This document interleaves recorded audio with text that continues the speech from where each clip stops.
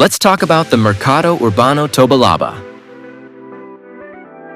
The Mercado Urbano Tobalaba, or MUT for short, is a new shopping center located in Las Condes, one of Chile's wealthiest communes. It's just a stone's throw away from the Gran Torre Costanera, the tallest building in South America, which we already featured in a previous video. Officially, the MUT aims to offer a shopping center that blends modernity with the essence of traditional markets, all for a modest $500 million. In practice, it's essentially a regular shopping mall with a different look, catering to mall-goers who are tired of standardized aesthetics. At the same time, it offers a traditional market vibe for people who would never step foot in an actual market.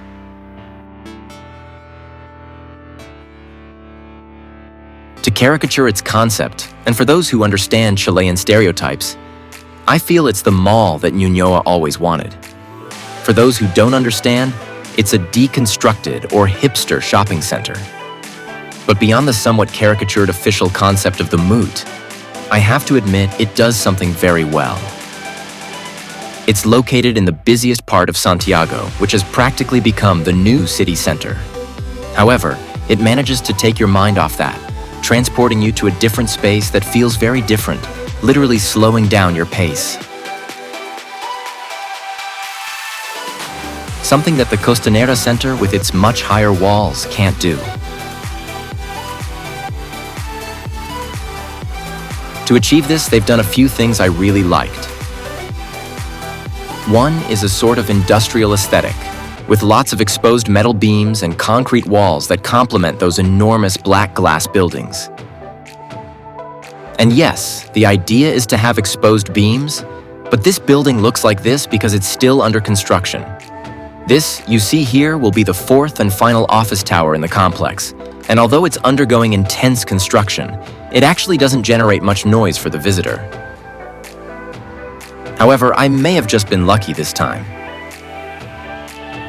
The beauty of seeing a building under construction is that it allows us to anticipate what's inside. Those things are completely hidden in the finished towers from curious people like me.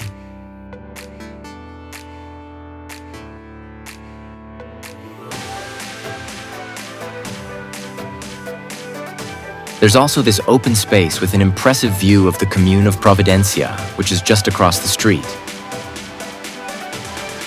But the star of the viewpoint is the Gran Torre Costanera, which is 300 meters high.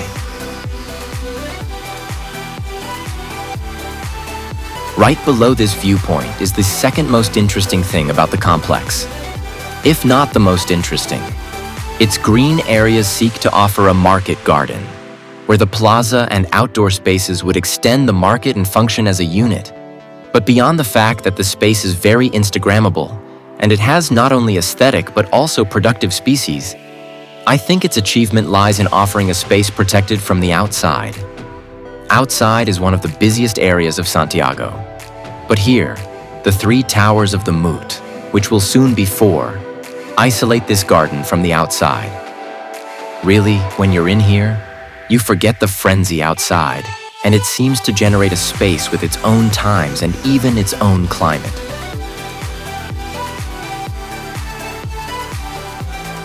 On the other hand, even though the building has gray walls with black beams, it doesn't feel dark. This is partly due to its effort to bring natural light to different places.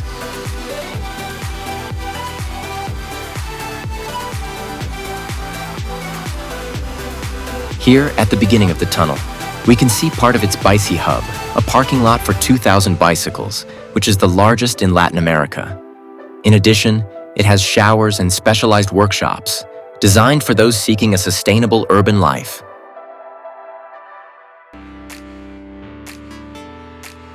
True to its style, each floor of the MUT has a name, such as El Jardín on the third floor, where its main green area is located.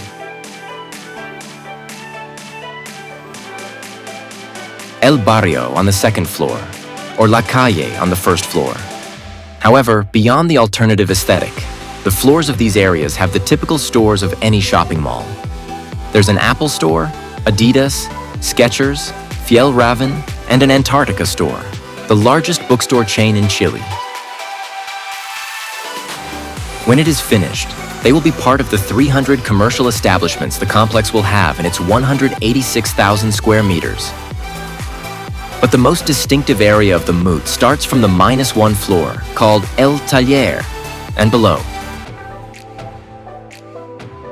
Here, the stores and the layout have a much more market-like logic. And the decoration, which is not the typical mall decor, looks much more attractive. However, we must consider that many spaces of the MUT are still under construction, or the stores are just being enabled. So let's wait and see if the upper floors look better when everything is finished.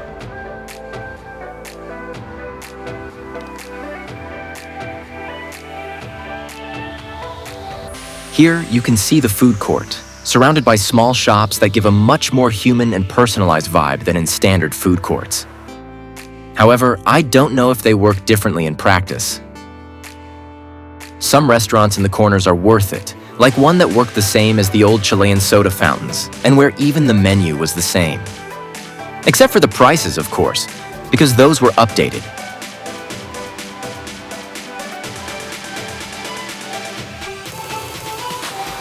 From here down, I think the different spirit that the MUT wants to have feels much better because it creates a different atmosphere that also looks very nice.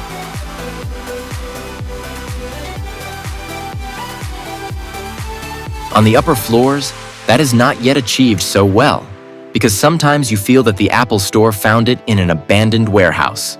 So it has an alternative look, but it's not aesthetically pleasing.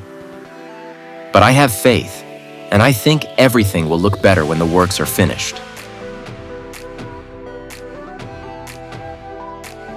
I don't want to end without mentioning this installation for Condorito, a Chilean character, that I found on the way and that leads to what is perhaps the most distinguishable image of the Mercado Urbano Tobalaba, and that I will actually use as a thumbnail for the video.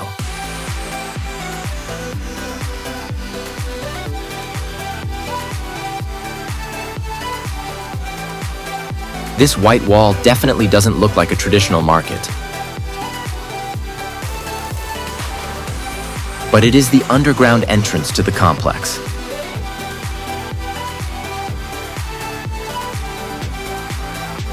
This wide space creates a portal of the MUT right in front of its connection to the Tobalaba metro station in Santiago. And that's it for the MUT, but we'll be back when it's finished.